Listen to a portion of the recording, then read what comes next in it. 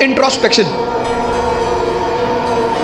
आपकी क्षमता कितनी, आपकी ताकत कितनी कम है, बढ़ा लो भाई। पहले दिन जॉगिंग करने जाओगे तो 20 किलोमीटर करोगे, और 20 किलोमीटर कर लिए तो शाम को आईसीयू में मिलोगे। जब भी हम कोई काम शुरू करते हैं तो हमारा मन बड़ा एक्साइटमेंट में रहता है। जैसे बड़ी छोटा सा एग्जांपल है, जब हम स्कूल में थे और क्लास चेंज होती थी, तो 3rd से 4th में गए, तो जब 4th क्लास की किताबें आती थी नई नई, उस दिन पढ़ने का बड़ा मन करता था। फिर 10 दिन बाद जब वो किताबें पुरानी हो जाती थी तो वही किताबें देखने का मन नहीं करता। ये मन का नेचर है, एक्साइटमेंट। नहीं बाइक घर में आई, खूब चलाए 3-4 दिन, बाद में देखने का मन ही नहीं किया। अपनी ताकत, क्षमता सबकी बराबर है, कोई कम यूज करता है, कोई ज्यादा यूज करता है। Self introspection. एक साहब का उनकी वाइफ से झगड़ा हो गया, वाइफ ने बेलन लेके दौड़ा लिया और दौड़ाया, और वो भाई साहब जो है कमरे में गए और कमरे में जाके अलमारी के अंदर घुस के अंदर से बंद कर लिया। श्रीमती जी ने बाहर से बेलन से पीटना शुरू किया, बाहर निकलो। उन्होंने कहा मैं नहीं निकलूंगा।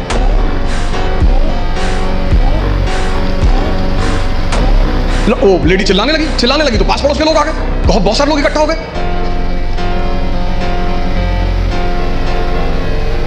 तो लेडी ने, उस लोगों ने पूछा क्या वो बहन जी? बोले ये अलमारी में घुस गए और निकल नहीं रहे। तो आदमी अंदर से चिल्लाया कि आज पूरे मोहल्ले को पता चलना चाहिए कि इस घर में किसकी मर्जी चलती है, मैं नहीं निकलूंगा। ऐसी ताकत का क्या फायदा जब तुम अपने आप को दरवाजे में बंद करके और शेर बन रहे हो। क्षमता सबके पास है।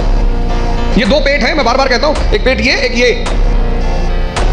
तो अगर ये 4 रोटी हजम करता है और पहले दिन तुमने इसे किसी दिन 15 रोटी दे दी, वॉमिटिंग शुरू। जितने लोग तैयारी शुरू करते हैं, मैंने देखा शुरुआत में इतना पढ़ना शुरू करते हैं, पहले दिन से 10 घंटा 15 घंटा आराम से। आपको पता नहीं, आपको लगता नहीं कि ये पेट है ना, हजम करना होता है, सिर्फ अंडरलाइन करना नहीं होता। मैंने 98% स्टूडेंटों को देखा है, वो किताब को अंडरलाइन करने को पढ़ाई मानते हैं। अपना स्व मूल्यांकन करना बहुत बड़ी बात होती है, सेल्फ इंट्रोस्पेक्शन। कभी कभी एहसास होता है हमें कि हम बहुत काम कर रहे हैं, कुछ होता नहीं उस वक्त। बात समझ में आ रही ना? इस क्षमता, यहां की जो डाइजेशन क्षमता है, ये दिखाई नहीं पड़ती ना, ये दिखाई पड़ता है।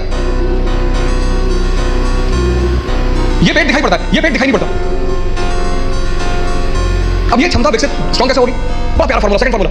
क्षमता बढ़ानी है मन की, हजम करने की, बहुत प्यारा, जो कि फिर 98% लोग नहीं करते। तुम बिना सोचे पढ़ सकते हो,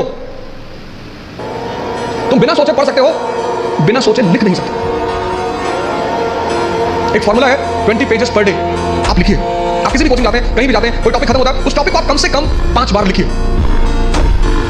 आप पढ़ने की आदत छोड़िए, लिखना शुरू करिए।